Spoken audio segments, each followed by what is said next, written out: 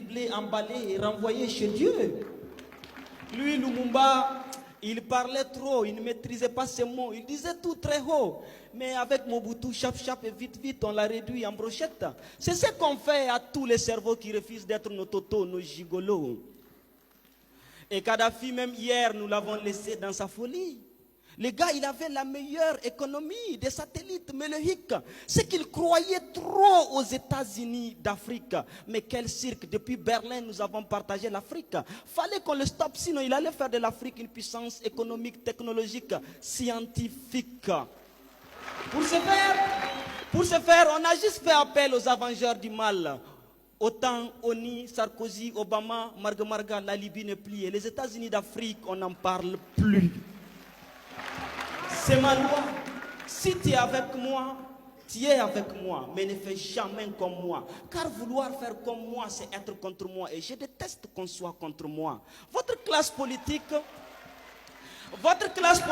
inconsciente et inconséquente le sait. Elle applique du tic au tac. Elle sait que moindre ambition pour l'Afrique, moi, j'attaque. Vous pouvez rêver de mon passé, mon présent sera peut-être votre futur, mais mon futur doit se conjuguer à l'impossible pour toujours dans vos écoles là. Ils nous ont bernés, ils nous ont dorlotés pour nous aliéner. Ils nous ont mis des leaders corrompus pour nous affamer, nous piller, nous voler. Et ils ont tué nos révolutionnaires pour nous effrayer. Mais chaque révolutionnaire tué s'est ressuscité en vous, jeunes anti-impérialistes, acteurs de la société civile, engagés, déterminés. Vous avez gardé vivant Thomas Sankara, Patrice Lumumba, Modibo Keïta, Djibo Bakary, Che Guevara, Hugo Chavez et j'en passe. Leur État ne vivra plus sur le dos de nos États. C'est fini le pillage de nos richesses. On verra sur qui elle compte pour garder sa place de puissance. Déjà le petit est dans sa psychose. Dites aux carnivores Macron que nous ne sommes plus des herbivores. Nous sommes des impérialivores. Et s'il rehausse, il recroisera le fer. Déjà nous n'avons pas oublié.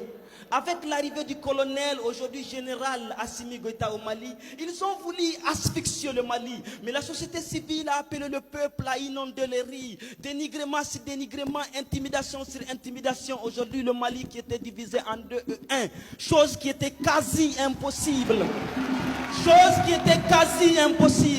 Chose qui était quasi impossible pour la MINUSMA, pour Barkhane, pour Takuba, toutes ces organisations qui prétendent détendre la paix et l'union, alors qu'ils se battent pour la destruction, pour la division.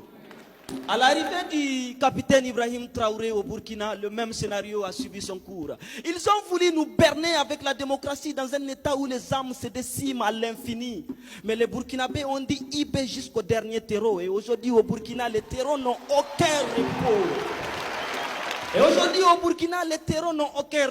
Leurs maîtres crient au massacre communautaire pour des badauds qu'ils ont ravitaillés et surarmés lorsqu'ils prétendaient être nos alliés.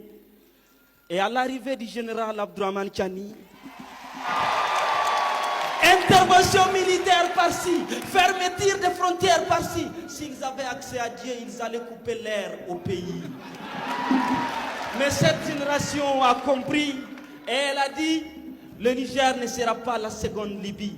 Les leaders anti-impérialistes, les activistes, les sociétés civiles des 4 coins du monde ont inondé les zones pour couper la méthode qui consiste à diaboliser tout État qui se libère de leur joug